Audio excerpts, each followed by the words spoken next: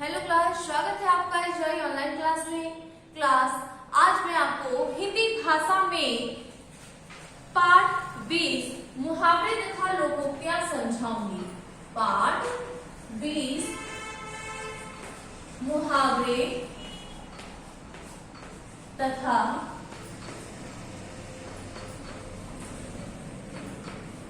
लोकोक्तियां।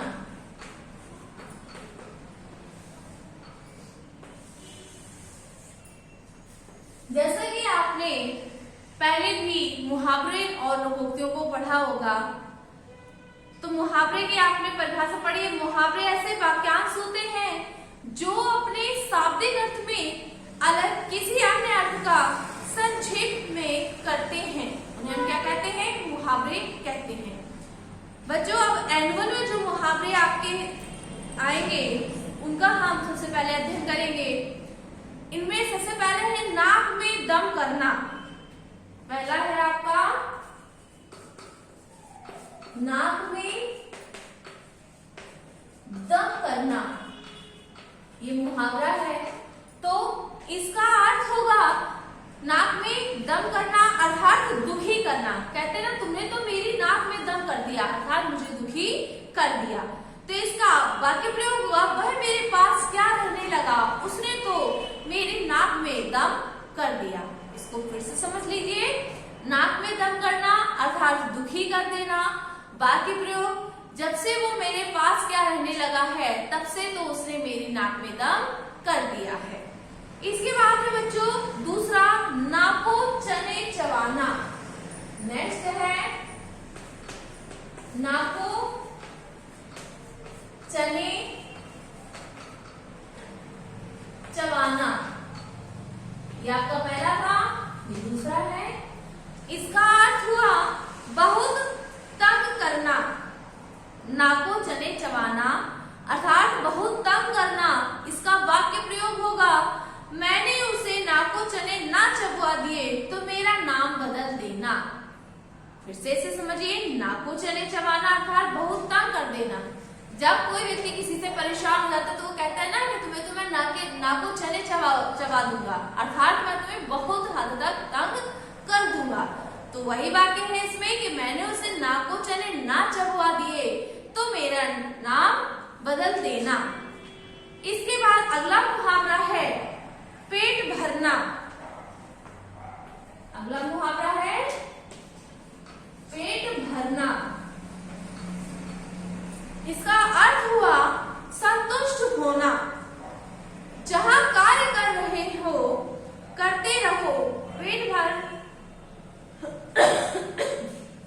तो रोटी मिल रही है। फिर से समझ लीजिए, पेट भरना अर्थात संतुष्ट होना। वाक्य प्रयोग है, जहां कार्य कर रहे हो करते रहो, पेट भर रोटी तो मिल रही है, अर्थात व्यक्ति को उससे संतुष्टि प्राप्त हो रही है। इसके बाद है पेट काटना। इसके बाद नेक्स्ट है पेट काटना। इसका अर्थ हुआ पेट काटना का कि संतुष्ट होना। जहां कार्य कर रहे हो करते रहो, पेट भर। इसका हुआ कम प्राप्ति। पेट काटना का अर्थ हुआ कम प्राप्ति। इसका वाक्य प्रयोग है, माँ ने अपना पेट काट काट कर संतान को पाला। पेट काटना अर्थात इसका अर्थ हुआ कम प्राप्ति। माँ ने अपना पेट काट काट कर संतान को पाला। इसके बाद अगला मुहावरा है पेट में चूहे कूदना। पेट में चूहे कूदना। तो इसका अर्थ हुआ भूखा होना। माँ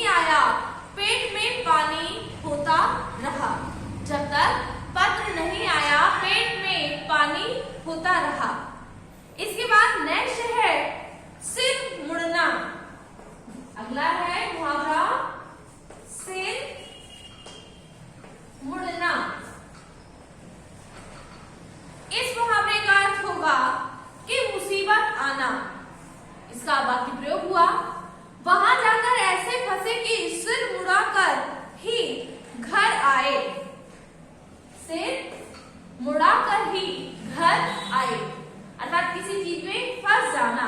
कहते ना मुसीबत आ गई है, फंस गए हैं, तो मुसीबत आना अर्थात सिर मुड़ना, कि वहां जाकर ऐसे फंसे कि सिर मुड़ाना, मुड़कर ही घर आए।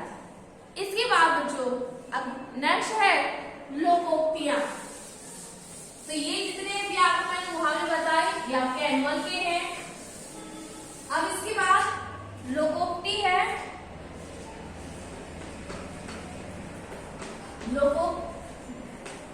लोकोक्तियां में पहली लोकोक्ति इसमें है, कोयले की दलाली में हाथ काले। कोयले की दलाली में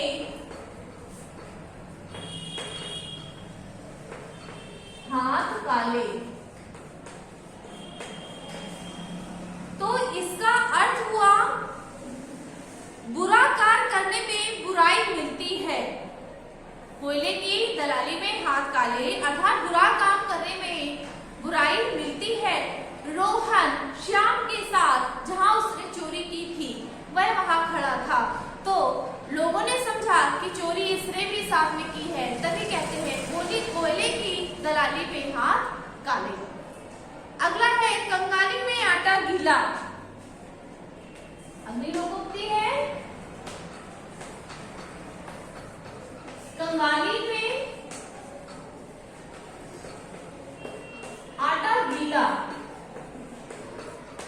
तो इस लोकोक्ति का अर्थ हुआ दुख में और दुख बढ़ना, अर्थात रीमा के घर वैसे ही उनके पिताजी बीमार थे और उनकी नौकरी भी चली गई, तभी उन्होंने कहा कि अब तो कंगाली में आटा गीला हो गया है, अर्थात दुख में और दुख का आ जाना।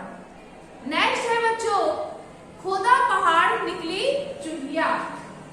अगली लोकोक्ति है खोदा पहाड़ निकली चुहिया। इस लोकोक्ति का अर्थ हुआ मेहनत ज्यादा लाभ कम, अर्थात श्यामू ने पूरे रात दिन मालिक के यहाँ काम किया, परंतु उस मालिक ने उसे मेहनताना सिर्फ 5 रुपए ही दिए, तभी वह कहता है कि खोदा पहाड़ निकली चुहिया। इसके बाद है घर का वेदी लंका ढाबे। अगली लोकोक्ति है घर का भेदी लंका ढाबे, अर्थात घर की फूट से ही हानि होती है। कहते हैं कि घर में अगर सामान रखा कोई बाहर जाकर उस चीज की सूचना दे देता है तो कहते हैं घर का भेदी लंका ढाबे, अर्थात गोपनीय बात को घर से बाहर कर देना, उसी को कहते हैं घर का भेदी लंका ढाबे, आपस की बात बाहर बतला देना। इसके बाद जो अन्य लोकोक्तियां हैं बच्चों वो है आप करेंगे, जैसे कि मैंने अभी आपको ये मुहावरे और लोकोक्तियां जो बताई हैं ये आपके एनुअल के कोर्स के अंतर्गत आएंगी। जो एग्जाम होगा आप लोग इन सभी को बहुत अच्छी तरीके से तैयार कर लेंगे, और अदरवाइज जो आपके एक्सरसाइज में दिया है जैसे आंखों का तारा होना, इसका अर्थ होगा अत्यंत प्यारा होना, अर्थात राम अपनी माँ की आंखों का तारा था। इसके बाद है नाक मारना अर्थात मना करना। जब सीता ने गीता से कहा कि तो मुझे 2 दिन के लिए पुस्तक दे देना, उसने मना कर दिया, तो इसे कहते हैं नाक मारना अर्थात मना करना। अगला है उसमें एक्सरसाइज में दिया हुआ है अकेला चना भार नहीं फोड़ता, अकेला व्यक्ति किसी काम को नहीं कर सकता, सहयोग की जरूरत होती है। इसके बाद है चोर की दाढ़ी में तिनका, अर्थात जो चोर है वह पहले से ही डरने लगता है। जैसे अगर कहा जाता है कि मेरी पुस्तक होगी तो जिसने चुराई वो पहले से ही डांटने या मना करने लग जाएगा। इसके बाद है पराई आग में हाथ सेकना अर्थात दूसरे के झगड़े में फायदा उठाना। पेट में चूहे कूदना अर्थात भूख लगना। एक अनाज 100 बीमार अर्थात एक वस्तु के लिए 100 ग्राहक। कोई एक वस्तु है लेकिन उसको चाहने वाले अनेक हों या लेने वाले अनेक हों, उसे कहते हैं एक अनाज 100 बीमार। इस प्रकार से बच्चों आपका ये लोकोक्ति और मुहावरे नामक जो चैप्टर है ये कंप्लीट होता है। आशा करती हूँ कि आपको मुहावरे और लोकोक्तियां बहुत अच्छे से समझ में आ गए होंगे। आप सभी लोग मुहावरे और लोकोक्ति में सबसे पहले अंदर समझते हुए देखिए मुहावरे क्या होते हैं। जो लोकोक्ति है लोकोक्ति अर्थात लोगों के द्वारा कहे गए कथन होते हैं, और जो मुहावरा होता है मुहावरा क्या होता है वाक्य में चमत्कार उत्पन्न कर देता है, उसको अर्थ को परिवर्तित करने लगता है। ठीक है, इस प्रकार से करके आप मुहावरा लोकोक्ति का अंतर जानते हुए इन दोनों में अंतर जब आप याद कर ले, फिर जितने भी मैंने आपको दोनों बताए हैं उन्हें स्मरण करें तथा अपनी उत्तर पुस्तिका में भी लिखें। तो आज के लिए इतना काफी है बच्चों। आप सभी का दिन मंगलमय हो।